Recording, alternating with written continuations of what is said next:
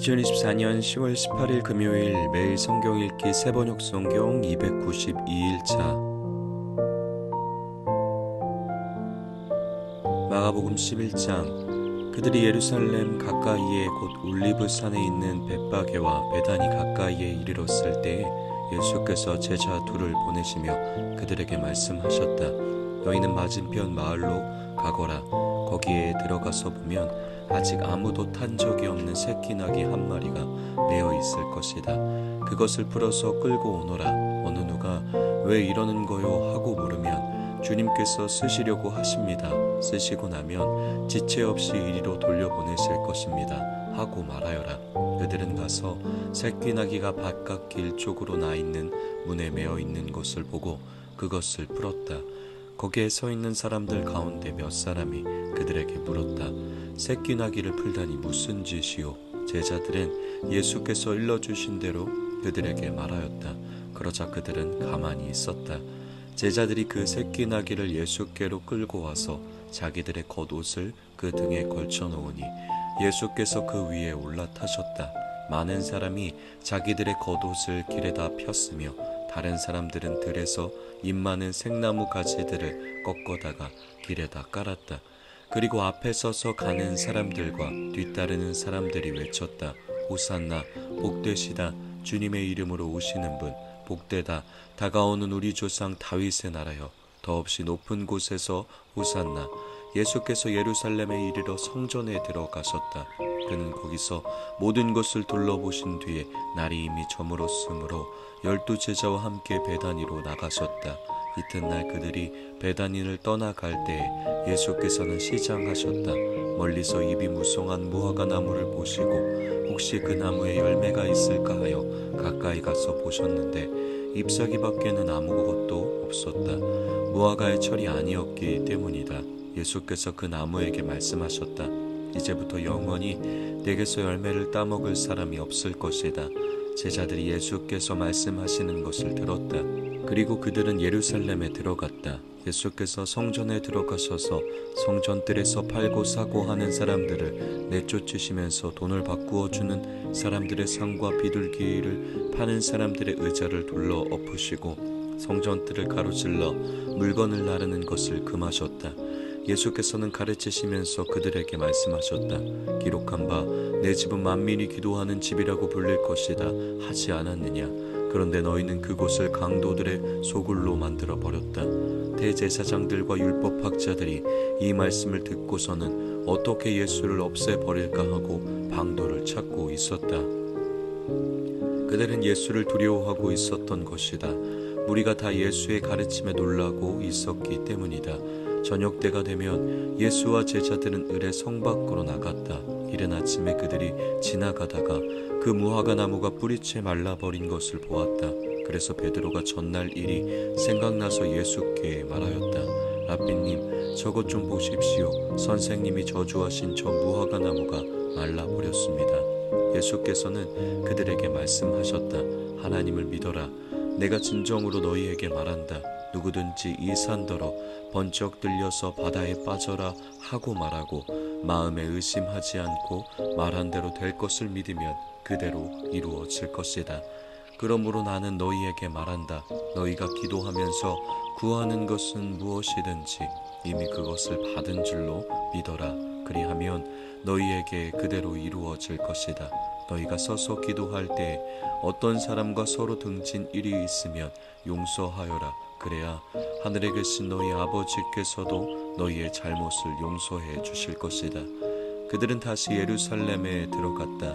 예수께서 성전뜰에서 거닐고 계실 때에 대제사장들과 율법학자들과 장로들이 예수께로 와서 물었다. 당신은 무슨 권한으로 이런 일을 합니까? 누가 당신에게 이런 일을 할 수 있는 권한을 주었습니까? 예수께서 그들에게 말씀하셨다.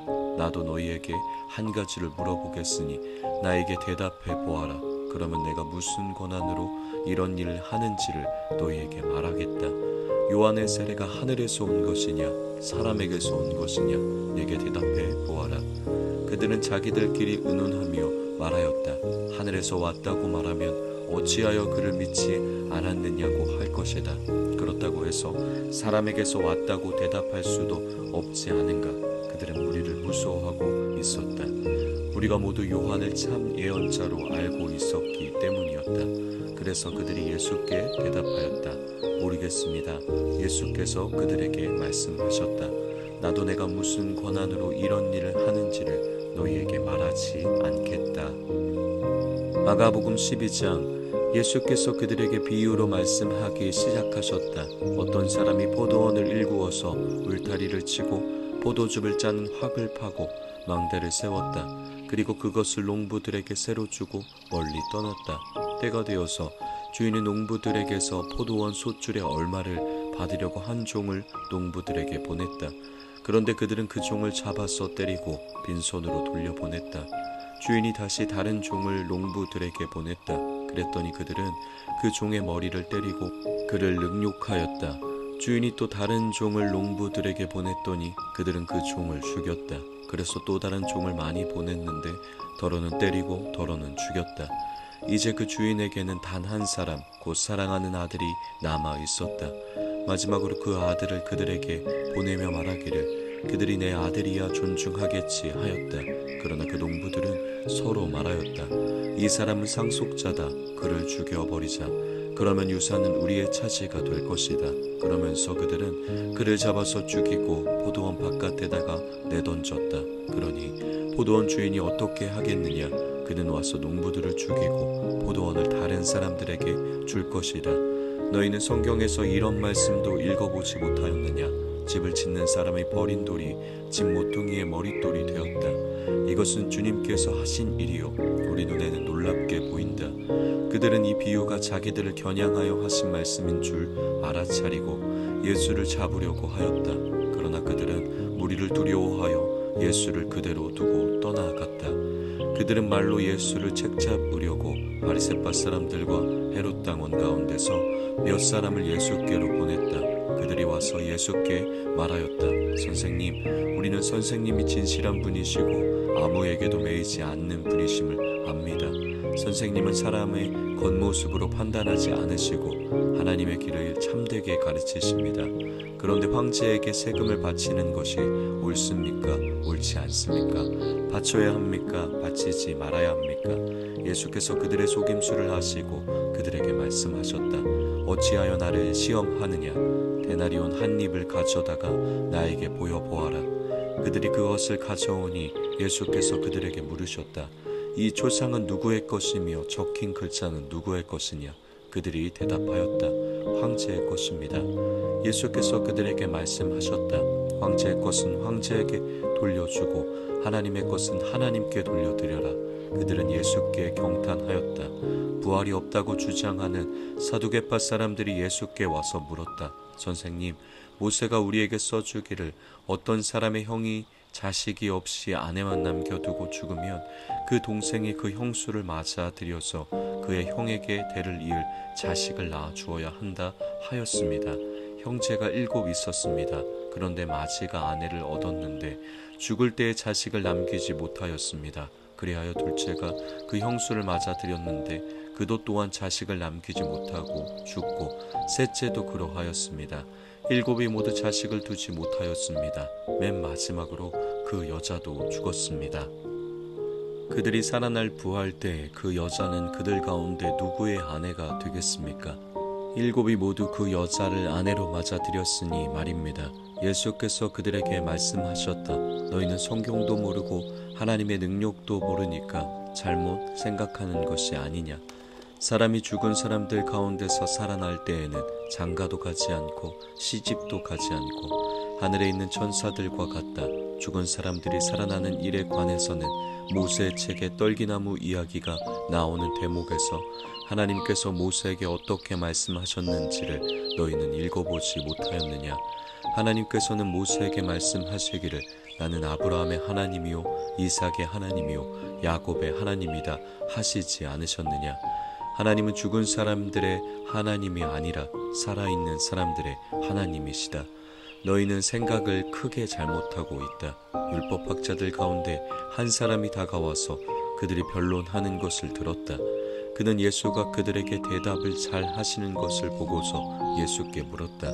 모든 계명 가운데서 가장 으뜸되는 것은 어느 것입니까? 예수께서 대답하셨다. 첫째는 이것이다. 이스라엘아 들어라. 우리 하나님이신 주님은 오직 한 분이신 주님이시다. 내 마음을 다하고 내 목숨을 다하고 내 뜻을 다하고 내 힘을 다하여 너희 하나님이신 주님을 사랑하여라. 둘째는 이것이다. 내 이웃을 내 몸같이 사랑하여라. 이 계명보다 더 큰 계명은 없다. 그러자 율법학자가 예수께 말하였다. 선생님, 옳은 말씀입니다.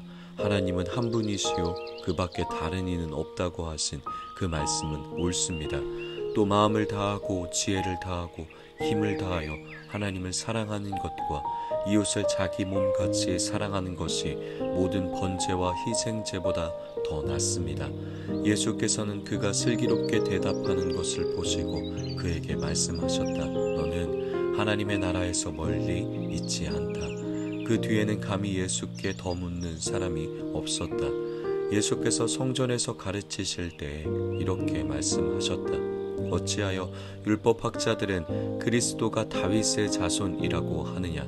다윗이 성령의 감동을 받아서 친히 이렇게 말하였다.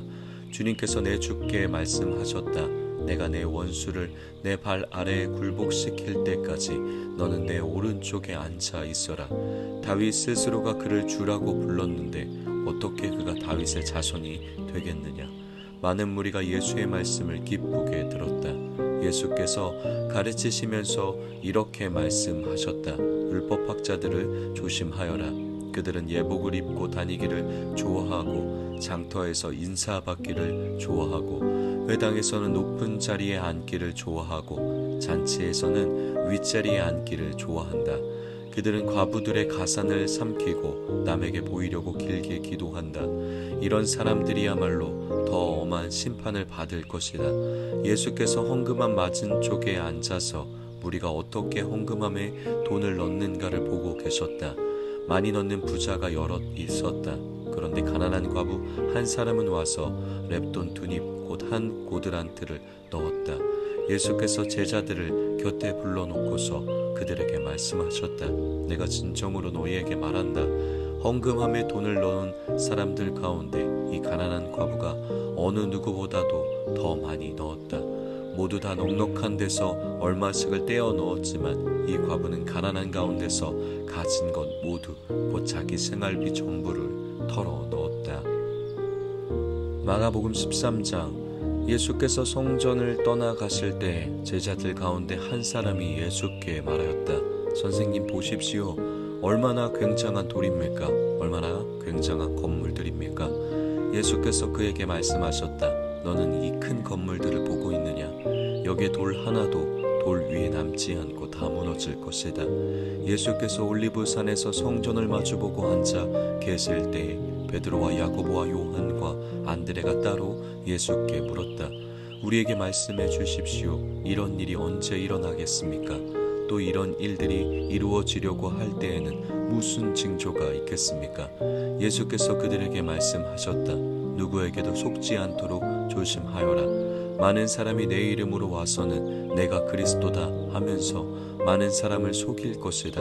또 너희는 여기저기에서 전쟁이 일어난 소식과 전쟁이 일어날 것이라는 소문을 듣게 되어도 놀라지 말아라. 이런 일이 반드시 일어나야 한다. 그러나 아직 끝은 아니다.